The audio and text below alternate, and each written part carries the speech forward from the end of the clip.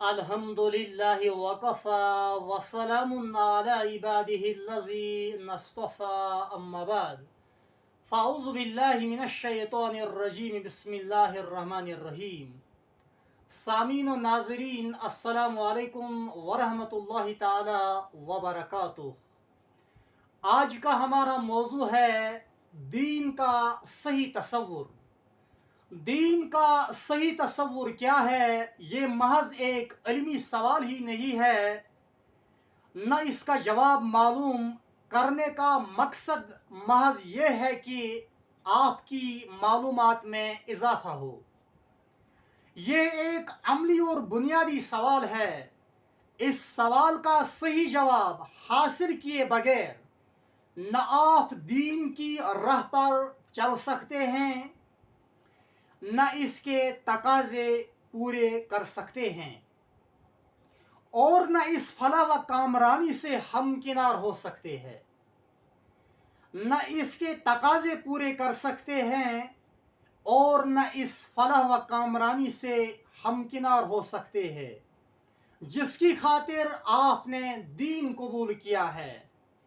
اس اہمیت کے پیش نظر آپ صلی اللہ علیہ وسلم نے اس حقیقت کو ذہن نشین کرانے کے لیے پیغمبرانہ انداز اختیار کیا ہے، جس سے زیادہ مؤثر عبرت آموز انقلابی اور دل نشین انداز ممکن نہیں ہے. صحابہ کرام رضوان اللہ تعالی علیہم اجمعین کی ایک نشست میں آپ صلی اللہ علیہ وسلم نے سوال اٹھایا، اتدرون من المفلس؟ جانتے ہو مفلس اور نادار کون ہیں؟ صحابہ کرام رضوان اللہ تعالی علیہم اجمعین نے جواب دیا، المفلس فینا من لا درہم لہ ولا متاع.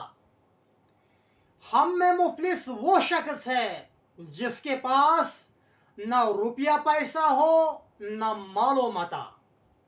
یہ جواب دینے کے بعد صحابہ کرام نے انتہائی اشتیاق، دلچسپی اور حقیقت طلب نگاہوں کے ساتھ متوجہ تھے کہ آخر خدا کے رسول صلی اللہ علیہ وسلم آج کون سی حقیقت ذہن نشین کرانا چاہتے ہیں.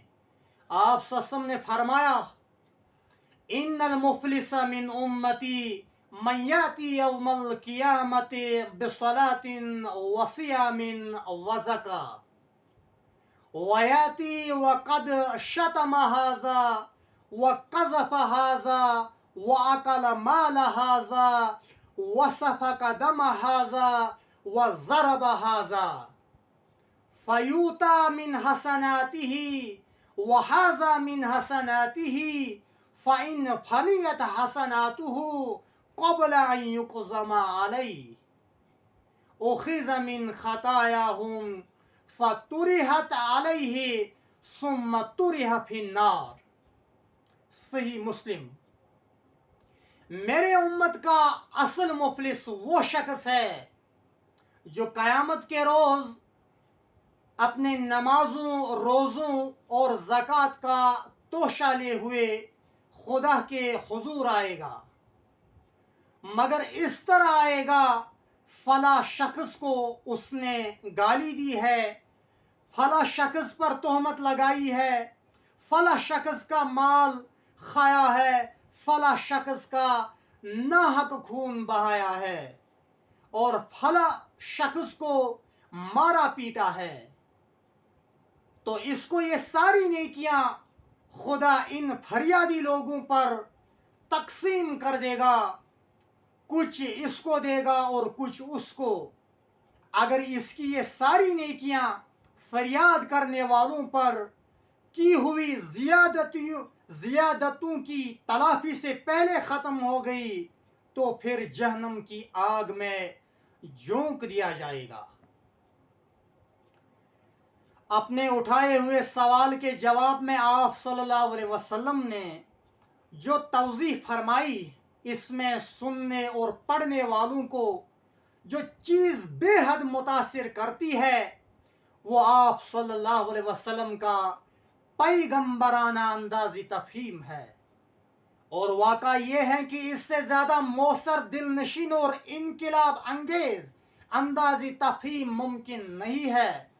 اس پیرائے بیان کا ایک پہلو تو یہ ہے کہ ہر سننے والا لرز جائے اور اپنے انجام کی فکر میں بے قرار ہو کر اپنی زندگی سے اس طرح کوتاہیاں اور گندگیاں خزاں رسیدہ پتوں کی طرف جاڑ دینے کے لیے بے چین ہو جائے، اور اپنی زندگی کو دین کے اس صحیح تصور کے تحت بنانے سنوارنے کا خوشگوار اور اٹل فیصلہ کرے۔ اور یہ نہایت ہی اہم پہلو ہے۔ دوسرا پہلو یہ سامنے آتا ہے کہ آپ نے صرف یہی نہیں کیا کہ امت کو یوں تو حق پہنچانے کی کوشش فرمائی، بلکہ حق پہنچانے کے لیے ایسے مؤثر، دل نشین اور حکیمانہ انداز اختیار کیے کہ سننے والے اس حق کو اپنے دل کی آواز اور اپنے سب سے بڑی ضرورت سمجھ کر جذب کر لے۔